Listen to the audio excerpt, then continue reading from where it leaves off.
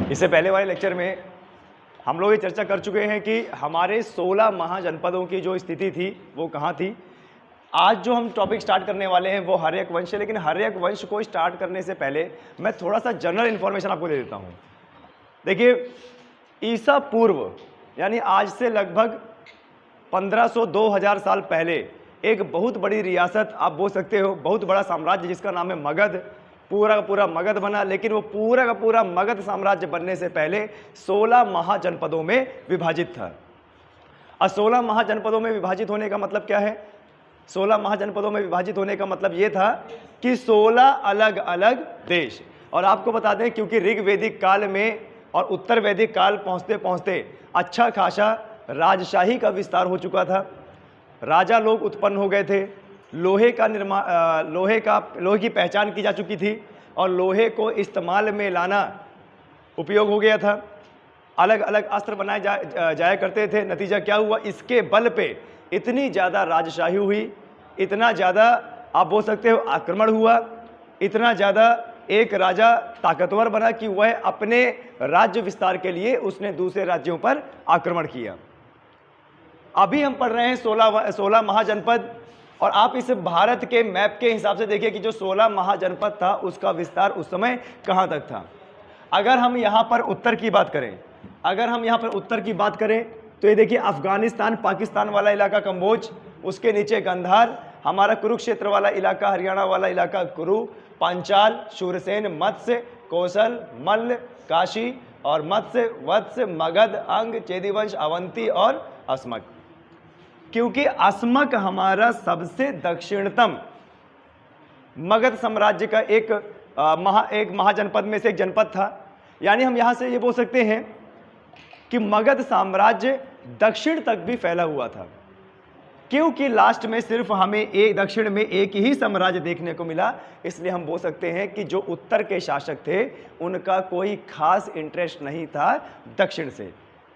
या फिर हम बोल सकते हैं कि जो उस समय दक्षिण के राजा रहे होंगे या उस समय दक्षिण में जो लोग रहे होंगे उनका कोई ज़्यादा कांटेक्ट नहीं था उत्तर के महाजनपदों से।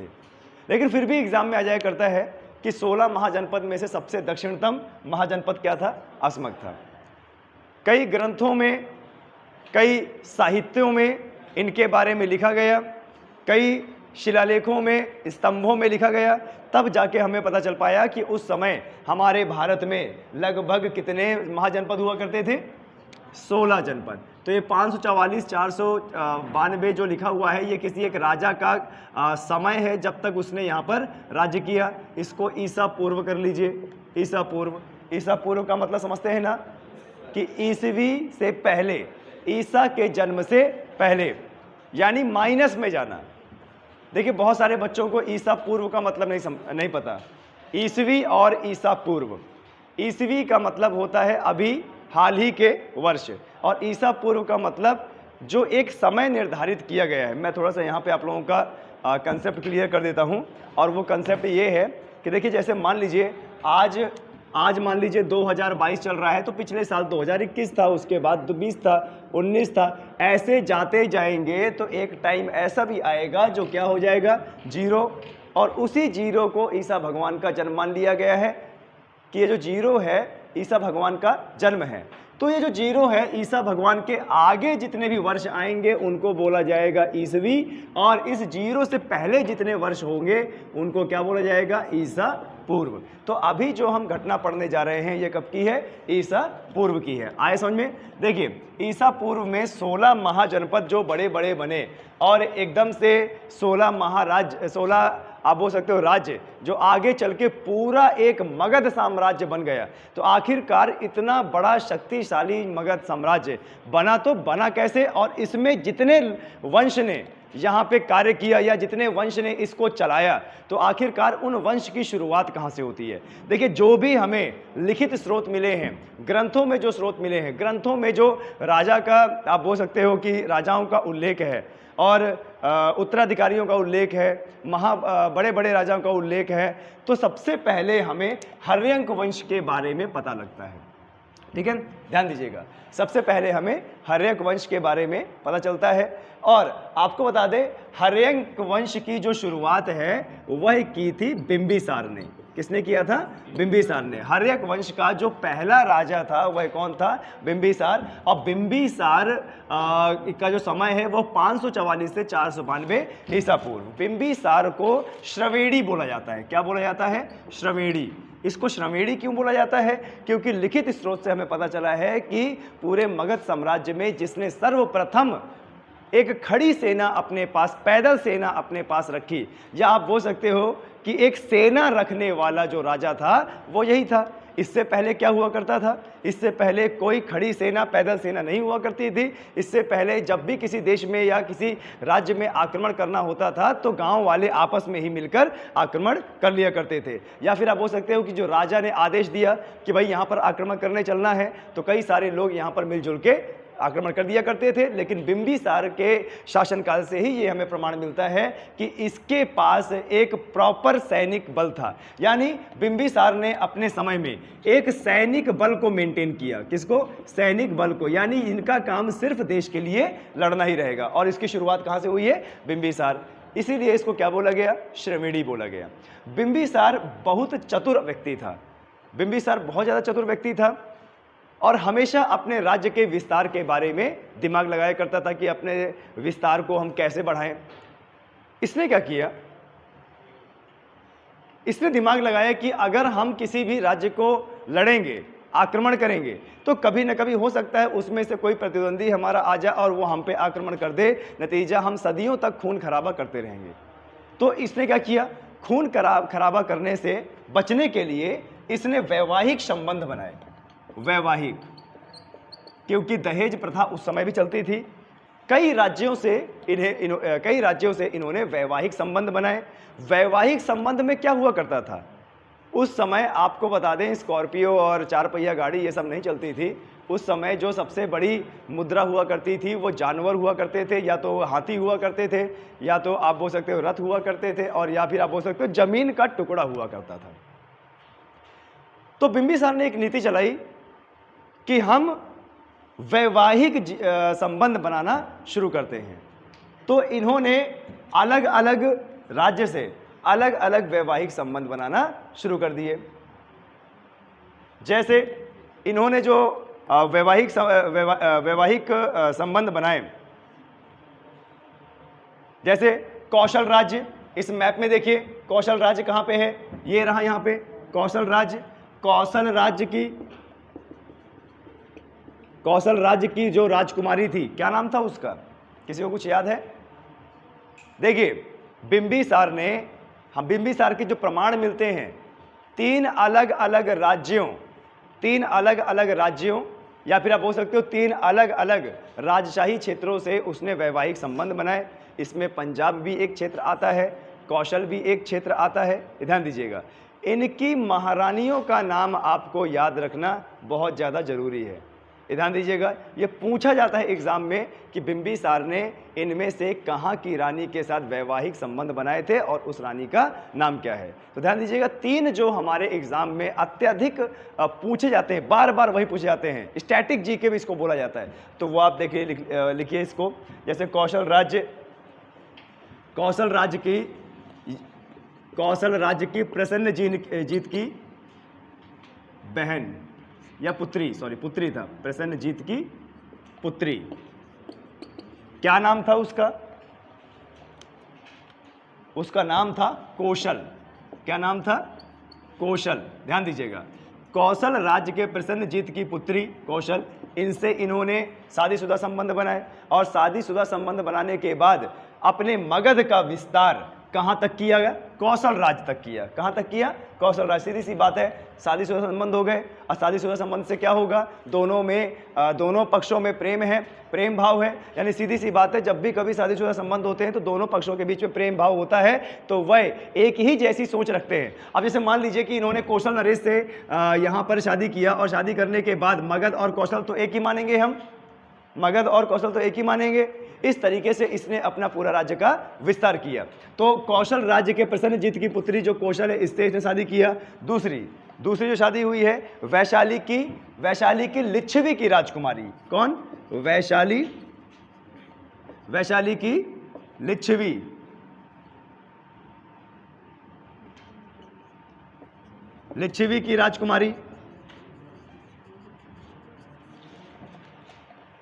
की राजकुमारी, चेलन्ना। इसका बहुत बार एग्जाम में आया है, चेलन्ना, ध्यान दीजिएगा। अब यहां पर आया है बिंबिसार ने जिस राजकुमारी चेलन्ना से शादी की थी वह कहां की राजकुमारी थी? वैशाली के लिच्छवी की राजकुमारी थी। कहां पर? वैशाली के लिच्छवी की राजकुमारी थी।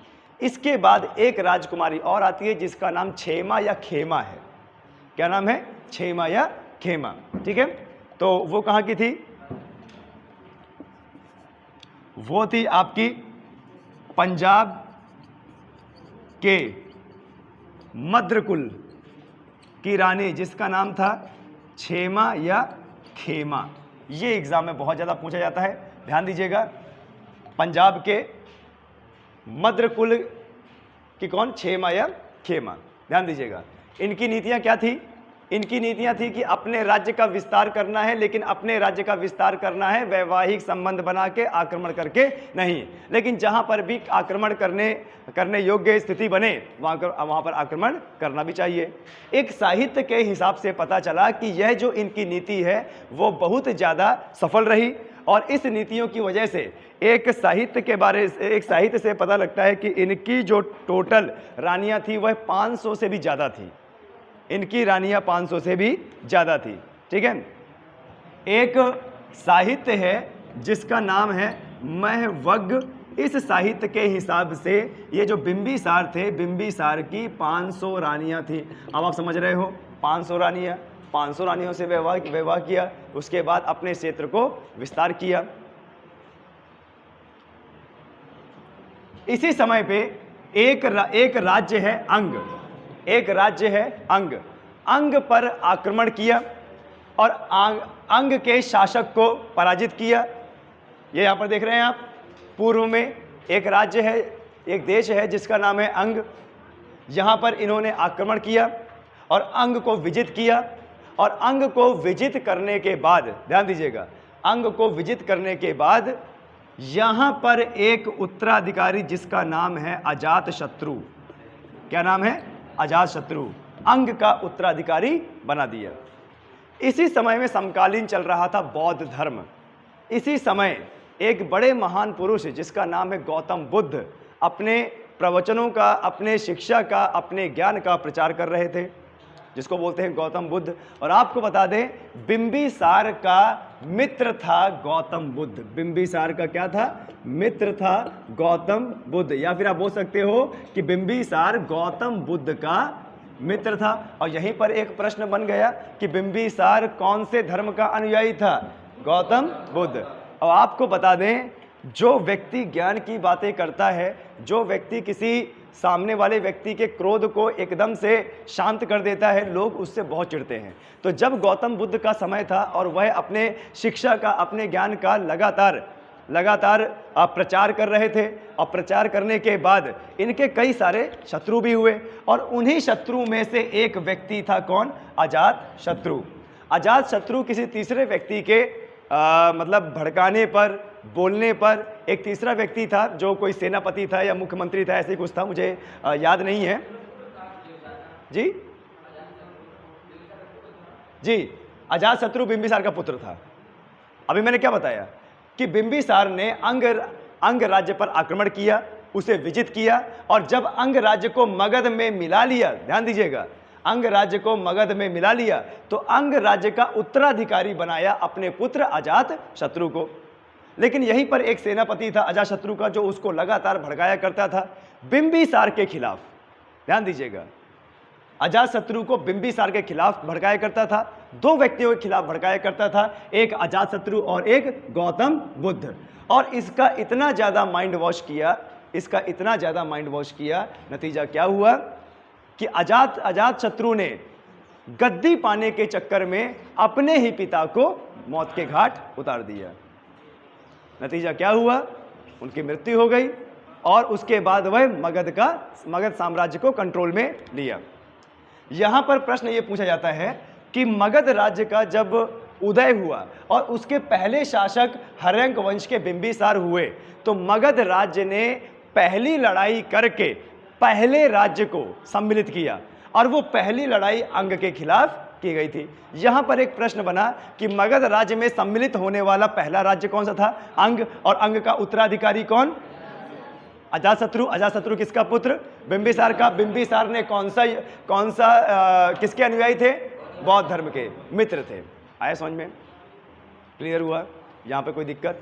इसी समय एक और धर्म चल रहा था पैरेलली, कुछ सालों का अंतर हो सकता है, और इसी समय एक और धर्म चल रहा था जिसको बोलते हैं जैन धर्म। आया समझ में? यहां तक कोई दिक्कत? क्योंकि बिंबिसार अपने मगध राज्य का विस्तार करना चाहते थे, तो इन्होंने दक्षिण की तरफ विस्तार किया और दक्षिण की तरफ विस्तार करते करते पहुंच गए अवंती। कहां पहुंच गए? अवंती। और यहां का जो राजा था प्रौद्योता था, और यहां के राजा को हराकर अवंती को अपने राज्य में मिलाने की कोशिश किया। बाद में जब अवंती का राजा प्रौद्योता हार गया और हारने के बाद बिंबिसार और इस अवंती के राजा प्रौद्योता के मित्र जैसे संबंध हो गए, वो भी खुश और ये भी खुश, इतने घनिष्ठ मित्र हो गए कि एक बार अवंती के राजा, ध्यान दीजिएगा, एक बार अवंती के राजा प्रौद्योता है, मैं एक बार इसमें देख लेता हूं, प्रौद्योता करके नाम है,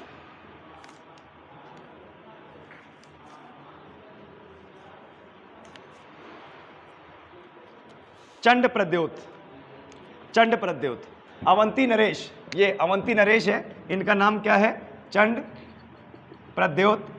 तो क्या हुआ? इससे लड़ाई ही की। बिंबिसार ने अपना राज्य विस्तार के लिए अवंती पर आक्रमण किया और वहां के उस समय के शासक थे चंड प्रद्योत। चंड प्रद्योत की सेना इतनी ज्यादा नहीं थी, नतीजा क्या हुआ? ये हार गए और हारने के बाद ये भी मगध में मिल गया, लेकिन इनके मित्रता वाले संबंध हो गए, एक दूसरे के बड़े घनिष्ठ मित्र हो गए। और एक ऐसा समय आया कि चंड प्रद्योत को हो गया पीलिया, एक ऐसी बीमारी जिस समय एक आप बोल सकते हो कि महामारी टाइप में थी, या व्यक्ति इससे मर जाया करते थे। क्योंकि बिंबिसार और चंड प्रद्योत मित्र हो गए थे, तो जब बिंबिसार को यह पता लगा कि उसका अवंती का जो मित्र है चंड प्रद्योत, उसको बहुत घनिष्ठ बीमारी हो गई है, पीलिया हो गया है, तो उसने क्या किया? बिंबिसार ने अपने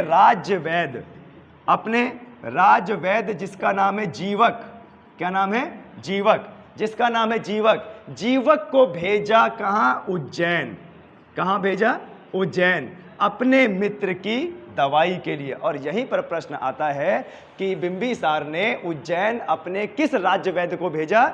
जीवक। और जीवक किसकी दवाई करने गया था? चंड प्रद्योत। और चंड प्रद्योत कहां का राजा? अवंती। और अवंती की राजधानी उज्जैनी।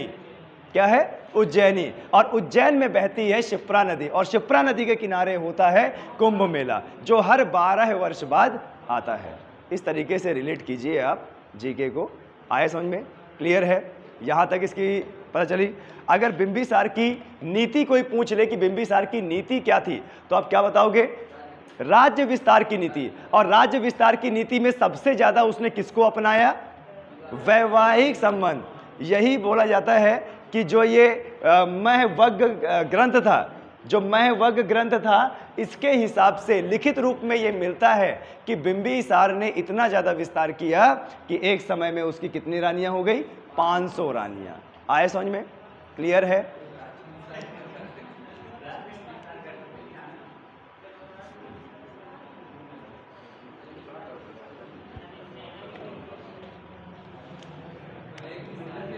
जब बिंबिसार, ध्यान दीजिएगा, बिंबिसार ने इस वंश की स्थापना किया, मगध राज्य की स्थापना किया, तो उन्होंने अपनी सर्वप्रथम जो राजधानी बनाई, ध्यान दीजिएगा, ठीक है, सर्वप्रथम जो राजधानी बनाई वो क्या थी? गिरिव्रज। ध्यान दीजिएगा, बिंबिसार अपने मगध राज्य की राजधानी, जो सर्वप्रथम राजधानी थी, वह क्या बनाई? गिरिव्रज। और गिरिव्रज को आज किस नाम से जानता है? राजगृह।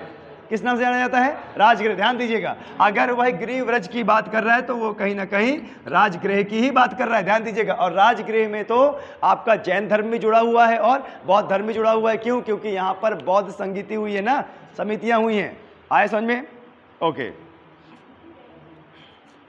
तो बिंबिसार से ध्यान दीजिएगा, इतने सारे सवाल आपके बनते हैं। इसके बाद जो शासक बनता है वो इसी का बेटा बनता है। कौन? अजात शत्रु। और अजात शत्रु, देखिए आपको बता दें, अजात शत्रु ने अपने पिता बिंबिसार की हत्या करके खुद राजगद्दी में बैठा, और राजगद्दी में बैठने के बाद सबसे पहले इसने कहां पर आक्रमण किया? कौशल में आक्रमण किया। ध्यान दीजिएगा, अजात शत्रु ने मगध की गद्दी में बैठने के बाद सबसे पहले कौशल पे आक्रमण किया। और याद कीजिए, कौशल से तो बिंबिसार के शादीशुदा संबंध थे, यानी कौशल का राजा प्रसन्नजीत समधी हुआ ना, यानी अजात शत्रु ने अपने फादर इन लॉ के यहाँ क्या कर दिया? आक्रमण कर दिया। फादर इन लॉ के यहाँ आक्रमण कर दिया। इससे कौशल नरेश प्रसन्नजीत बहुत गुस्सा हो गया और उसने भी लगातार मगध में आक्रमण कर दिया। पहला युद्ध अजात शत्रु जीत गया था, हार गया था।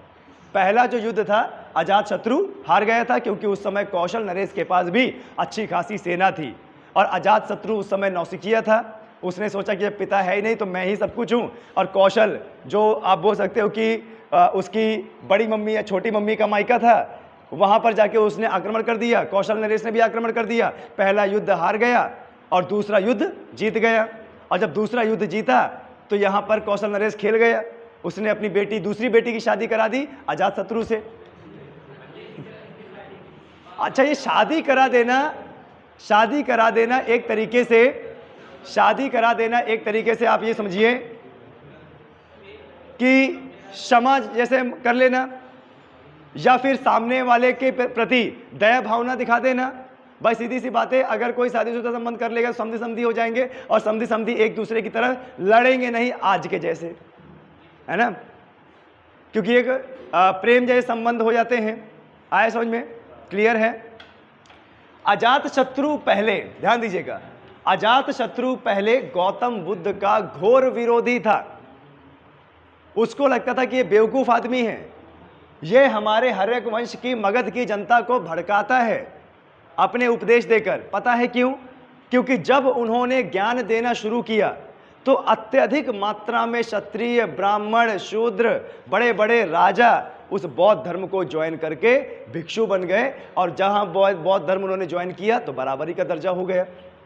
और इसको भड़काने वाला इसका सेनापति था। ध्यान दीजिएगा, ये अजात शत्रु, ये भड़काने की वजह से इसने इतना गलत कर दिया कि इसने जो है अपने पिता की हत्या कर दी। फिर इसको भी वही परिणाम मिला। अजात शत्रु का बेटा उदाइन ने भी कुर्सी के चक्कर में अजात शत्रु की हत्या कर दी और खुद गद्दी पर बैठ गया और पाटलिपुत्र यानी पटना में अपनी राजधानी बनाई और पटना जैसे शहर की स्थापना की। और यहीं पर प्रश्न आता है कि पाटलिपुत्र जो जगह है, शहर है, उसकी स्थापना किसकी? उदाइन। और उदाइन किसका पुत्र था? अजात शत्रु। ठीक है, मरते मरते बोल गया होगा बिंबिसार, जा बेटा मेरा पोता देखेगा तुझे। ठीक है, ये ध्यान दीजिएगा, तूने मुझे मारा है, तुझको भी तेरा बेटा ही मारेगा। जी नहीं, आपको बता दें, मुगल साम्राज्य में भी और आज के समय में, आज तो नहीं बोल सकते, पहले समय में यही चलता था कि राजा जो पिताजी लोग हुआ करते थे वो बहुत ज़्यादा आगे तक राज किया करते थे, खाते पीते थे, बच्चों का नंबर नहीं आया करता था। और आपको बता दें, उस समय इतनी ज़्यादा राजशाही हुआ करती थी कि एक ये बहुत बड़ा पद हुआ करता था। भाई सीधी सी बात है, सेना का सीईओ बनना सबको अच्छा लगता होगा कि मुझे कोई सीईओ बना दे या मुझे कोई आईएएस बना दे, आईपीएस बना दे, राज करना सबको अच्छा लगता है, ये चीज़ है। तो राजशाही पाने के लिए उस समय बेटे अपने पिता का मर्डर कर दिया करते थे, सलाह से, सेनापति की सलाह से, ये चीज़ है। आया समझ में? ओके, थोड़ा एक हमारे यहाँ पर भी किसी ने किसी को सलाह दी तो हमारी जो है छात्रा जो है कम हो गई, कुछ छात्रा। जैसे आपको बता दें कि यहाँ पर थोड़ा सा जो है शासन कड़ा है, हम अपनी एकेडमी में मानते हैं कि भाई शासन थोड़ा सा कड़ा है।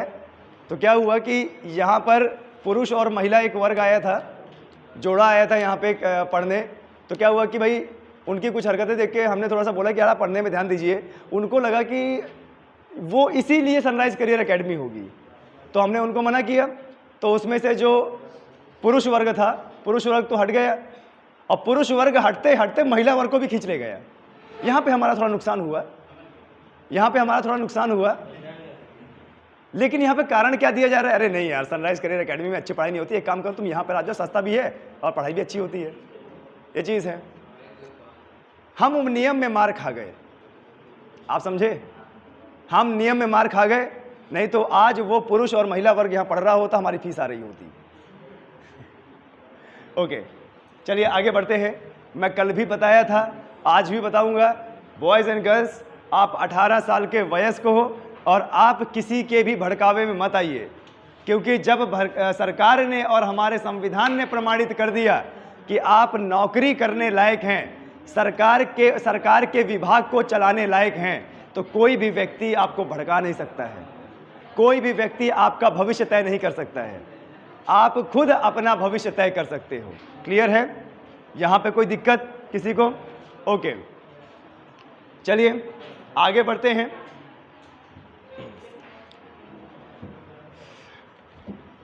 ये जो उज्जैन है, ध्यान दीजिएगा, ये जो उज्जैन है, ये जो अवंती है, अवंती को बहुत कम लोग विजिट कर पाए, ये ज़्यादातर अविजित ही रहा। और मैं आप लोगों से पूछना चाहता हूं, इसकी भौगोलिक दृष्टि देखिए, और ये जो अवंती है, अवंती इतना ज़्यादा अविजित क्यों रहा? ये कहाँ पे है? मध्य प्रदेश में। मध्य प्रदेश में मतलब विंध्याचल श्रेणियों में, विंध्याचल श्रेणी ऊपर, नीचे सतपुड़ा, बगल में अमरकंटक, चारों तरफ से पहाड़ों से घिरा हुआ है, चोटियों से घिरा हुआ है उज्जैन। और आपको बता दें, उस समय कोई ऐसी टेक्नोलॉजी नहीं थी कि पहाड़ को चढ़ा जा सके और पहाड़ को चढ़ के आक्रमण किया जा सके, ऐसी कोई उस समय टेक्नोलॉजी नहीं थी। यही कारण था कि इन पहाड़ों की वजह से, विंध्य श्रेणी की वजह से ये जो अवंती है ये अविजित रहा। और यहीं पर आपका प्रश्न बन जाएगा कि 16 महाजनपद में से अवंती अविजित क्यों रहा? चारों तरफ क्या है? श्रेणियां हैं। और कौन सी श्रेणियां? विंध्याचल और सतपुड़ा, सतमाला, अमरकंटक, बगल में अगर पश्चिम में देखा जाए तो अरावली श्रेणी है। आया समझ में? ओके, तो जैसे मैंने बताया आपको कि जो बिंबिसार है, बिंबिसार को श्रवणेड़ी बोला जाया करता था। और श्रवणेड़ी क्यों बोला जाया करता था? क्योंकि इसने अपने पास परमानेंट सेना रखी थी। ध्यान दीजिएगा, मगध साम्राज्य का पहला शासक जिसने परमानेंट सेना रखी, स्थायी सेना रखी, वो कौन था? बिंबिसार। और यहां पर बोला जाता है मगध राज्य की वास्तविक संस्थापक कौन था? बिंबिसार। ध्यान दीजिएगा, ऐसे ही प्रश्न आपके एग्जाम में आते हैं। मगध राज्य का वास्तविक संस्थापक, ऐसे तो मगध राज्य को बहुत सारे लोगों ने क्या किया? विस्तार किया, लेकिन वास्तविक संस्थापक कौन था? बिंबिसार। इसका बेटा अजातशत्रु। अजातशत्रु के बचपन का नाम था कुणिक। क्या नाम था इसका? कुणिक। ठीक है, ये ध्यान दीजिएगा। अच्छा, क्योंकि मगध राज्य में हर्यक वंश में ये प्रथा ही चल गई, हर्यक वंश में ये प्रथा ही चल गई कि बाप को मार डालो, सत्ता हथिया लो, बाप को मार डालो, सत्ता हथिया लो। इसीलिए इस वंश को पिता की हत्या करने वाला वंश भी कहा गया। ध्यान दीजिएगा, आपके एग्जाम में यही आएगा कि वह कौन सा मगध राज्य का वह कौन सा वंश था जो पिता की हत्या के लिए जाना जाता है। यानी वहां पर राजाओं ने गद्दी कैसे ली? पिता की हत्या करके। तो वो कौन सा वंश है? हर्यक वंश। बिंबिसार के बाद आया अजातशत्रु, अजातशत्रु के बाद आया उदयन। ऐसे बहुत सारे शासक हुए और इस वंश का जो अंतिम शासक हुआ वो नागदशक हुआ। कौन हुआ? नागदशक। ये बहुत ज्यादा कमजोर शासक था, ये बहुत ज्यादा कमजोर शासक था, मतलब इसके पास इतनी नीति नहीं थी। नतीजा, इसकी हत्या करने के बाद हर्यक वंश के बाद शिशुनाग वंश चला। कौन सा वंश? शिशुनाग वंश। ठीक है, आया समझ में? अभी तक जितना हमारा लेक्चर हो गया है इसमें भी आपके बहुत सारे प्रश्न बनेंगे। ठीक है, ओके, ध्यान दीजिएगा। सबसे पहले इसकी जो राजधानी थी वो क्या थी? राजधानी गिरिव्रज। जब उसने अजातशत्रु ने राजगृह, जब अजातशत्रु ने अपने पिता की मृत्यु कर दी, हत्या कर दी, इसके बाद आगे चल के जब इसने राज्य विस्तार का सोचा, आक्रमण किए, जीते, तब उसके बाद कुछ दिन बाद इसको पता चला, कई सालों के बाद पता चला कि ये इसने गलत किया है। इसने भी फिर पश्चाताप के लिए, जब इसको गिल्ट फील हुआ, बौद्ध धर्म को इसने, बौद्ध धर्म का सहारा लिया। और यहीं पर हमारा एक प्रश्न बन गया कि अजातशत्रु किस धर्म का अनुयायी था? बौद्ध धर्म का। अब बौद्ध धर्म के प्रचार के लिए पहली बौद्ध समिति जो हुई थी वो इसी के शासनकाल में हुई थी, याद कीजिएगा, अजातशत्रु के शासनकाल में। और उस समय पहली बौद्ध समिति का जो अध्यक्ष था वो था महाकश्यप, महाकश्यप था। आया समझ में? और बौद्ध धर्म का प्रचार करने के लिए और बौद्ध भिक्षुओं को सेव करने के लिए इसने राजगृह में कई सारे स्तूपों का निर्माण कराया। ध्यान दीजिएगा। अब यहाँ पर प्रश्न बनता है कि वह कौन सा शासक था जो पहले बौद्ध धर्म के खिलाफ था और बाद में बौद्ध धर्म का अनुयायी बन गया? अजातशत्रु। ठीक है, ध्यान दीजिएगा। हिस्ट्री में ऐसे प्रश्न आते हैं, हिस्ट्री में ऐसे प्रश्न आते हैं जो आपको घुमा देंगे और सोचने को मजबूर कर देंगे। इस तरीके से आपको समझना है कि उसका उत्तर क्या था। ठीक है, आए समझ में? आगे चल के अजातशत्रु ने कौशल को, लिच्छवी को, वैशाली को आक्रमण करके जीत के अपने राज्य में मिला लिया और मगध का विस्तार किया। जरा मैप में देखिए एक बार, यहाँ पर क्या लिखा हुआ है? ये था मगध। मगध ने कौशल पे आक्रमण किया, लिच्छवी पे आक्रमण किया, और यहाँ पर बिहार के आसपास, वज्जी के आसपास वैशाली है। यानी इतना बड़ा इलाका पूरा का पूरा किसके राज्य में आ गया? मगध के राज्य में आ गया। मगध आगे चल के एक राज्य बना। जैसे हम बोलते हैं कि 1947 से पहले हमारा भारत एक नहीं था, हमारे भारत में 500 से भी ज़्यादा रियासतें थी, अलग अलग देश था हमारा। लेकिन वल्लभ भाई पटेल ने 15 अगस्त 1947 के बाद पूरे भारत को एक कर दिया।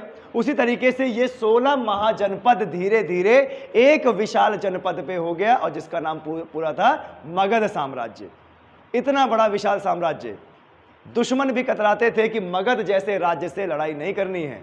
याद कीजिए, जब सिकंदर हमारे भारत में सिंध तक आ गया था, और सिंध तक आ गया था और भारत में जब वो चढ़ाई करने वाला था, भारत के लिए लड़ने वाला था, उस समय हमारे भारत का जो शासक था चंद्रगुप्त मौर्य था। और उस समय क्या हुआ?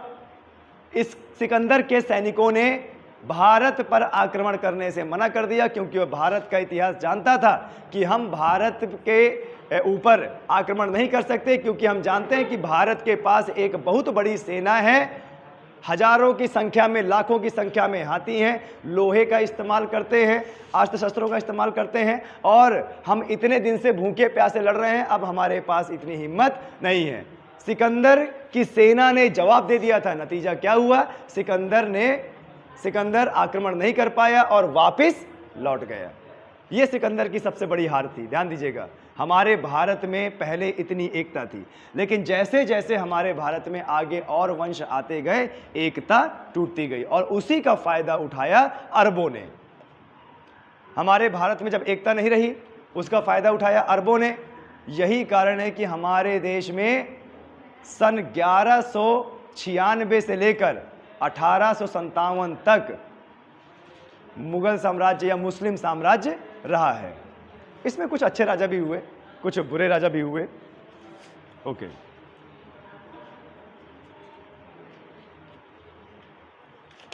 इसको आप बंद कर सकते हैं। कितना टाइम हो गया?